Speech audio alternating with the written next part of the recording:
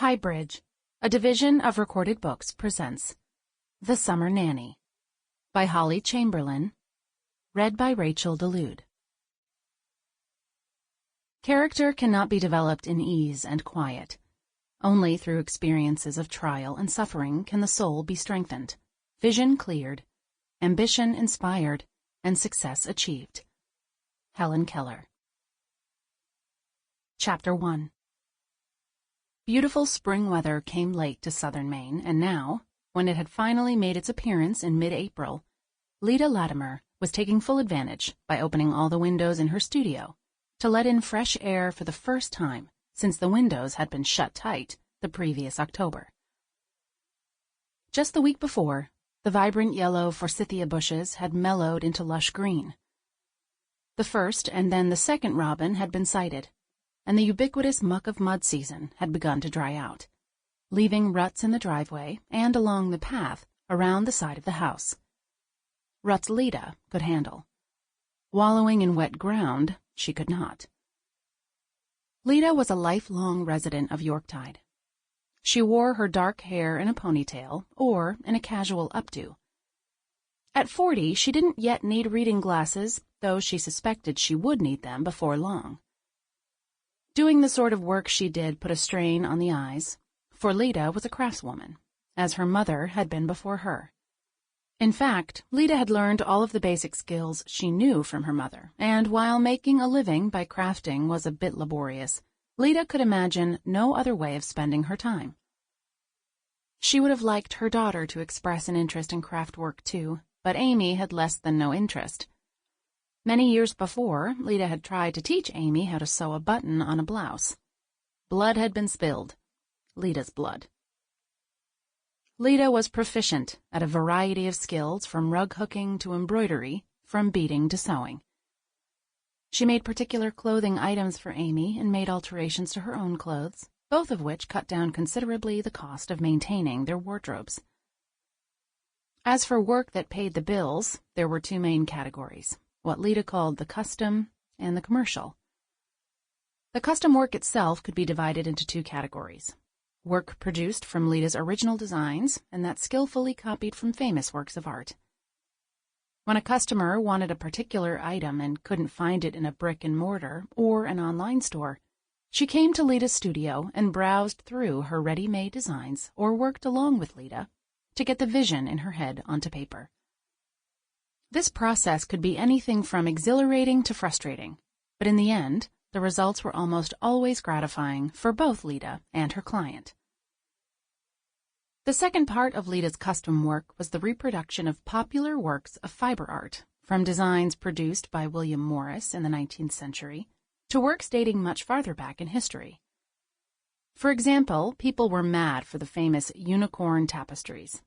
The originals, created between 1495 and 1505, were masterpieces of needle and thread, color and design, and Leda never tired of the challenge of recreating the beautiful and poignant scenes depicted in the 7 works.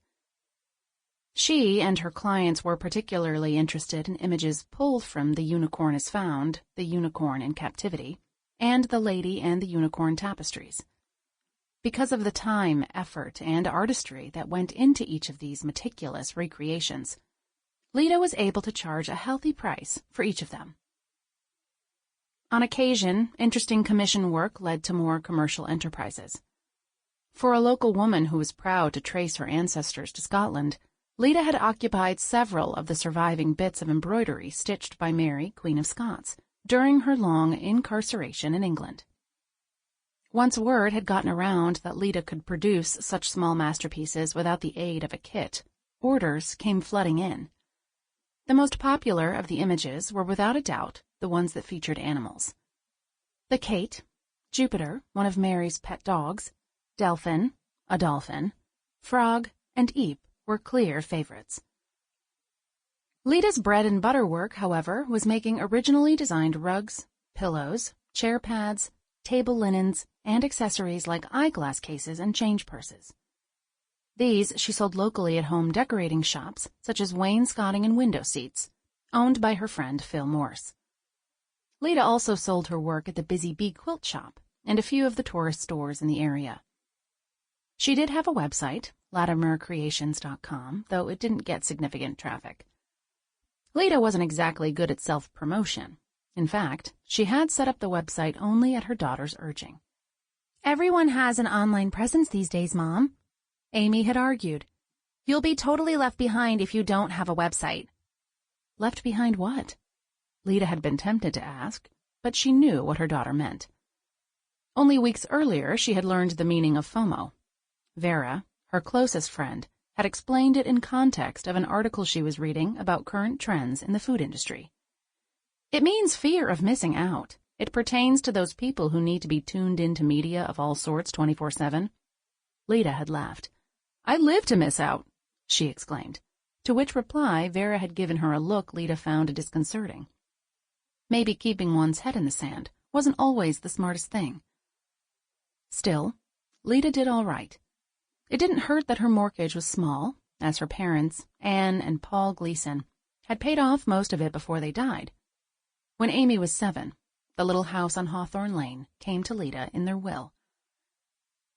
The house suited Leda's and Amy's needs perfectly. There were 3 bedrooms and a full bathroom on the 2nd floor. Amy had the largest of the bedrooms, Leda the 2nd largest, and the smallest was kept as a guest room. The 1st floor comprised a cozy kitchen, big enough for a table at which to eat meals, a living room, and Leda's studio. 3 of the studio's walls were mostly windows, allowing for plenty of light. An ear-piercing scream of the feline sort caused Leda to jump. The noise had come from Winston Churchill, though it might equally have come from Harry, a.k.a. Henry VIII. Both were large and grumpy and demanded constant attention. They were suspicious of visitors, even ones they knew, which was probably why Winston had let out a warning. Indeed, a moment later, Leda heard the back door, the one that led from the small hall off the studio into the yard, open and shut with a bang. Vera Cecil had a way with doors. A moment later, Leda's assumption was confirmed when Vera appeared in the doorway of the studio. Her short, dark hair was sticking up like a rooster's coxcomb, and she was wearing an old plaid shirt Leda knew for a fact she often wore to bed. "Well," Vera announced, throwing her hands in the air, "it's over. Another relationship bites the dust." "What happened?" Leda asked, putting down her embroidery hoop. "I thought things were going really well for you two." "So did I," Vera admitted. She strode into the room and flopped into the armchair on which one of Leda's hand-stitched quilts was draped. She was no sooner seated than Harry was on her lap. "You'll read about it in the paper tomorrow, but I might as well tell you now. The charming Kitty Doyle is a bank robber. Well, she was a bank robber, back when she was known as Katie Dunn." "Wait," Leda said. "What?" "You heard me. The police turned up at the door first thing this morning with an arrest warrant. You can imagine my surprise. I hadn't even had my first cup of coffee.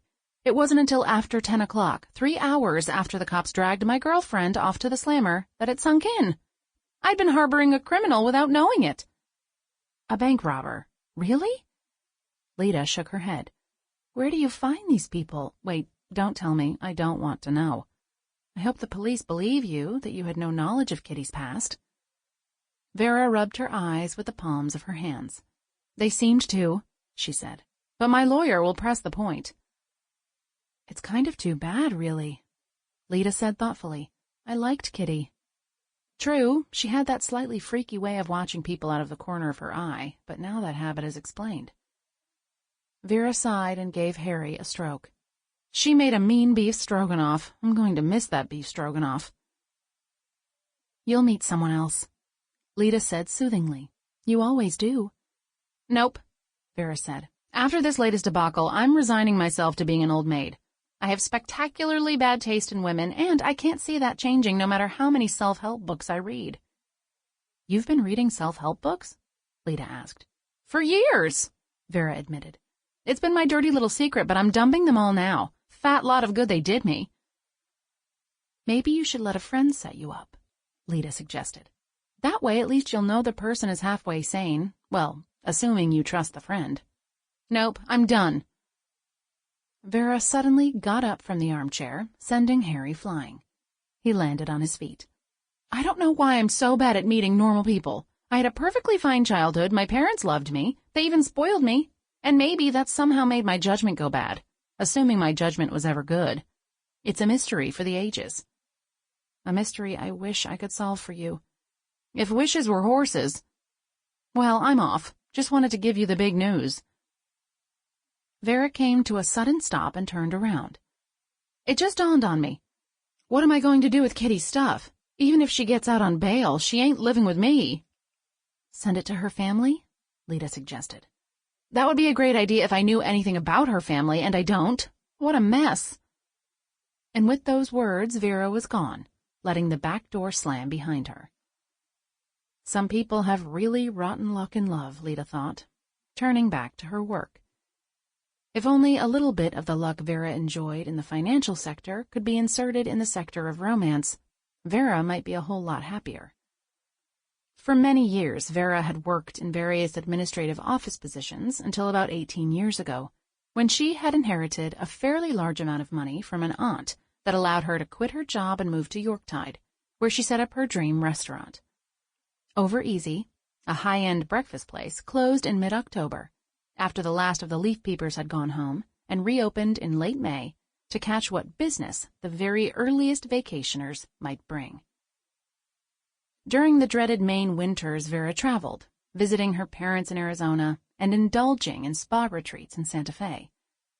She often asked Leda to join her, all expenses paid, but Leda, while not stupidly proud, wasn't comfortable taking expensive gifts from anyone, not even her dearest friend. If ever she could afford to join her friend on a spa retreat, she would. Until then, she would be content with stories of hot stone massages and naked yoga classes. Well, the naked yoga stories she could do without. Too much flapping around. Vera had come to Yorktide not long after Leda's husband, Charlie, Amy's father, had passed. She had met Leda at the real estate office where Leda was working as a receptionist. The two women grew friendly, and over time, Vera had become sort of aunt and even a friend to Amy. Like Amy, Vera was interested in au courant fashion, something Leda wasn't particularly, so she made a better shopping buddy for Amy than her mother. Leda went to her work table and opened one of her sketchbooks. A vague idea had come to her the night before as she was on the verge of sleep. Now, pencil poised over the blank page, Leda tried to empty her mind of all extraneous noise, but it was not so simple. Vera's news of her latest romantic fiasco had brought to the fore of Leda's mind her own romantic situation, or lack thereof. She had been on her own since Charlie's death, not long after the birth of their child Amy, now 21, and soon to graduate from college. In odd moments, but only in odd moments, Leda felt a pang of loneliness. Growing old might not be a lot of fun and games, but if you were in a couple, then at least you weren't alone when arthritis made it difficult to get into and out of the car, or gastrointestinal issues took much of the fun out of eating dinner out. Still, Leda knew that being on her own was a far better way to live her life than to spend it side by side with someone she didn't love or who didn't love her.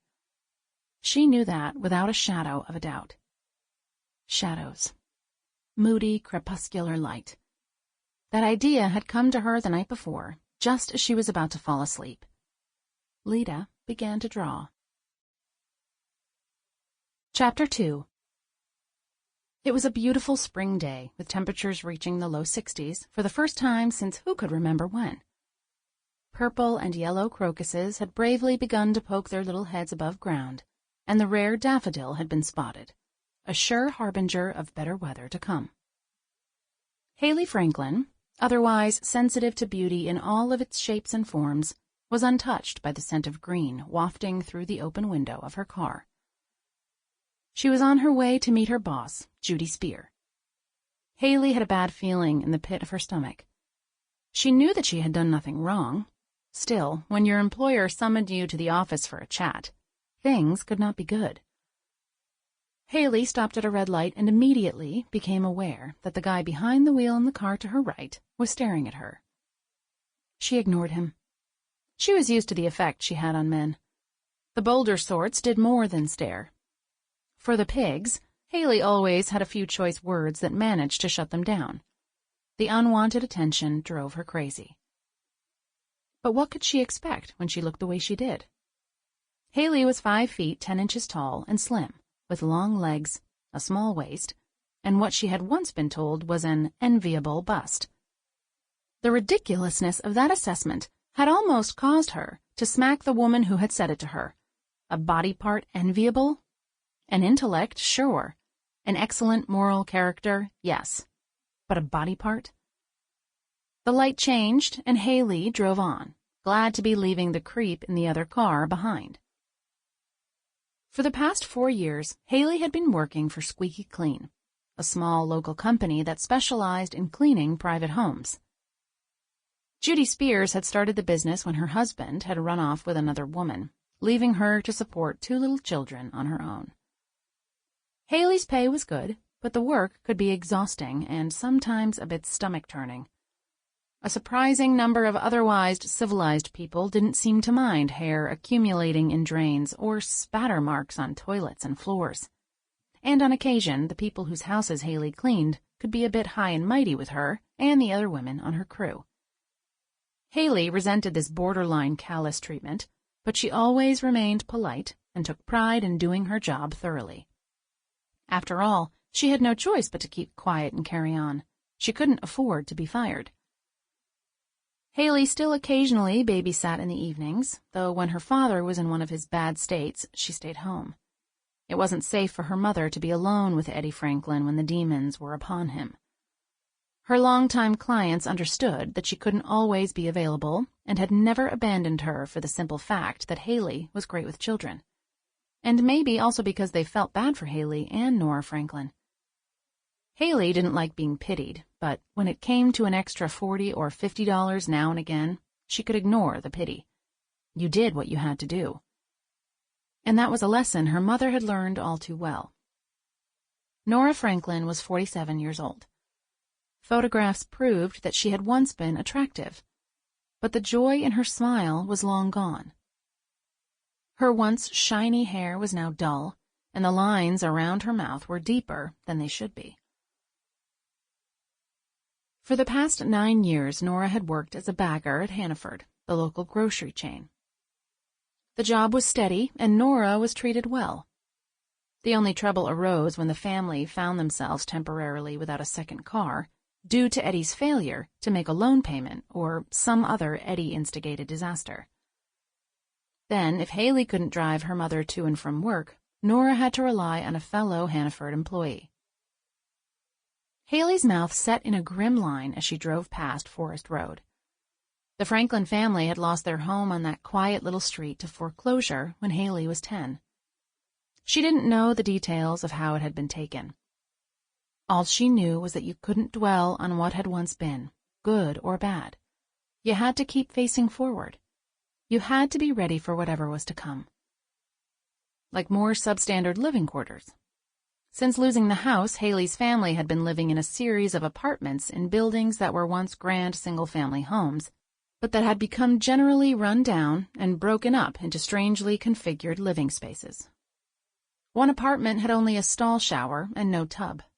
One apartment was so small there was no room in the kitchen for a full-size fridge.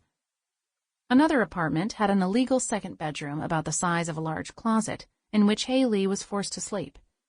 At least she had had some privacy. Her brother had slept on the old couch in the living room, his long legs draped over the couch's arm. Hayley's relationship with Brandon, 6 years her senior, was pretty much non-existent. He had never been the least bit interested in being a big brother, and when he wasn't ignoring Hayley, he was torturing her in ways he thought were funny.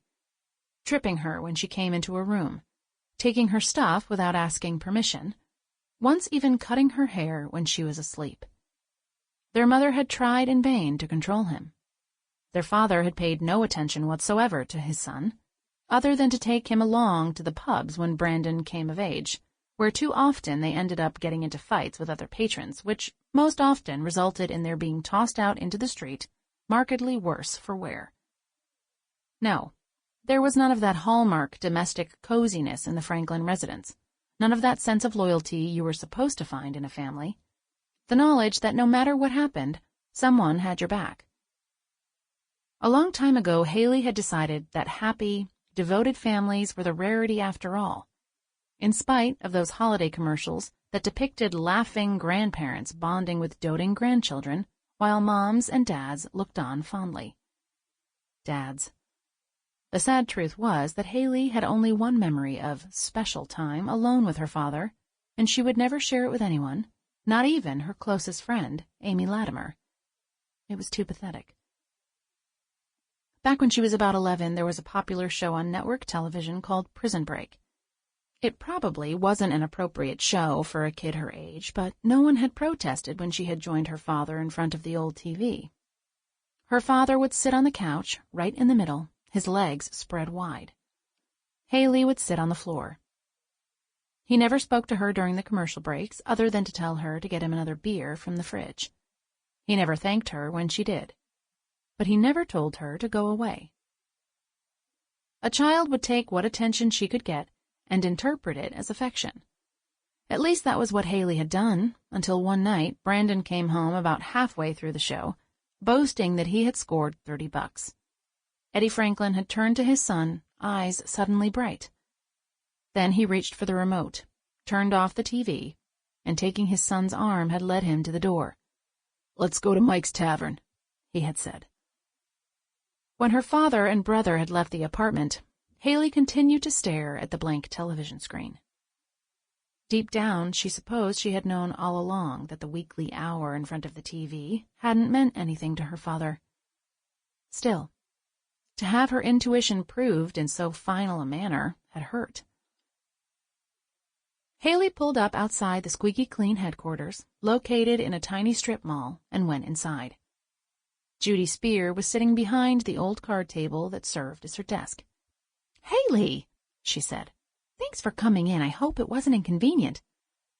Hayley assured her that it wasn't. She was anxious for Judy to say what she had to say. The sooner you knew bad news, the sooner you could start to figure out how to handle it. "I've decided to retire at the end of June," Judy announced, "and I'm closing down the business. My daughter's due in July, and without the father around, she's going to need all the help she can get." Judy shook her head. "It's far from an ideal situation, but I know it's my duty to do what I can for Charlotte and the baby." Judy's reason for retiring was one you simply couldn't argue against, Hayley thought. Besides, the company was hers to do with what she wanted.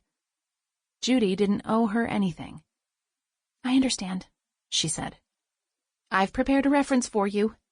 Judy handed Hayley a typed sheet of paper. "You'll see I've given you a glowing recommendation. You're the best employee I've ever had, by far." After thanking Judy for her consideration, Hayley took her leave. Grimly, she got into her car. This was bad news. Similar jobs paid far less than what Hayley had been paid working for Judy. But she wasn't really surprised at this turn of events. Nothing good ever happened, no matter how hard she tried to make it happen. Hayley started the car and headed for home. If it could be called a home. Chapter 3. "Where is it?" Amy asked her room. Her room did not reply, though if it could, it might have said, "If you ever bothered to put things back where they belong, you might have found your headband by now." Clothes were strewn across the unmade bed, heaped on the rocking chair, and spilling out of the closet. The trash can overflowed with used tissues and makeup removal pads. An empty bottle of juice had been sitting on the windowsill for more than a week. A crumpled candy wrapper had been lying on the rug since Amy had dropped it there the night before. A slipper had gone missing over a month ago and had still not made an appearance. "There it is!" Amy cried, spotting the missing headband in a corner. Amy Latimer was 5 foot, 3 inches tall, neither overweight nor underweight. Her dark curly hair was unruly, but not problematically, which was good because hair products were seriously expensive. Her eyes were dark like her father's eyes had been. As for her personality, well, she was open and friendly and honest, and her mother was those things too, though Leda Latimer was a better judge of character than Amy had ever been. In that way, too, Amy was like her father, happy to think everyone she met was as nice as she was. Not that Amy remembered her father, having been a baby when he died. But her mother and grandparents had told her all about Charlie Latimer, and Amy had loved hearing the stories. Amy went to her small desk, the one her mother had used as a child, and opened her laptop. Checking her bank statement was a task she dreaded. There always seemed to be a nasty surprise. This time was no different. Amy frowned. How could she have so little in her savings account? Okay, she had sort of lost track of her goal of putting away $100 every week, or had it been every 2 weeks? But still, her expenses weren't huge. Her mother paid the mortgage and electric bill and whatever else needed to be paid to keep the house running. Sometimes Amy bought the groceries, but only sometimes, and her mother paid her tuition too. Whatever money Amy made from a variety of part-time jobs was earmarked for day-to-day expenses, like coffee drinks and lunch at the college cafeteria and gas for her car, which her mother owned outright because it had once belonged to Amy's grandfather, who had paid off the loan before he died. And then Amy remembered. She had bought that new leather wallet earlier in the month, hadn't she? Not that she had really needed a new wallet, but it was the prettiest shade of purple. And she had also bought those cool sandals in 2 colors, black and light brown, because you needed some things in multiple colors. You just did. Darn, Amy muttered.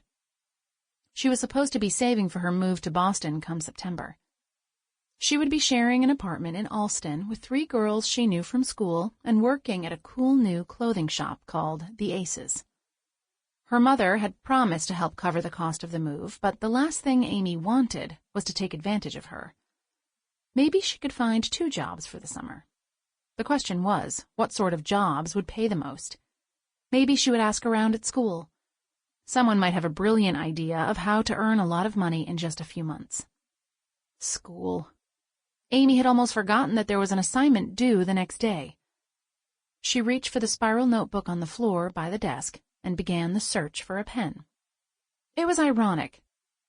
Here she was, an average student at best, about to graduate with a degree from a 4-year college, while Hayley, always an excellent student, hadn't even been allowed to complete a 2-year course at the community college. Life, Amy thought, could be so unfair. Though it hadn't really been unfair for her. In fact, life had been pretty darn good so far. Chapter 4. A bank robber? Amy said, handing her mother a can of peeled tomatoes. As in someone walks into a bank holding a gun and wearing a ski mask? I can't be sure about the ski mask, Leda admitted as she put the can into the cupboard and then reached into the second grocery bag. But I'm pretty sure a gun is required. Amy sighed. Poor Vera. Why does this sort of thing always happen to her? I don't know, Leda admitted. She's so savvy in every other way, but when it comes to romantic partners, her discrimination fails. That, or she falls in love with someone expert in fooling people into thinking she's normal. Rats! Amy exclaimed, holding up a box of cereal. I got the wrong kind. I like the kind with raisins, not almonds. Leda smiled. Did you take a moment to actually read the box before tossing it into the cart? Probably not, Amy said. Then her phone rang. I have to get this, Mom.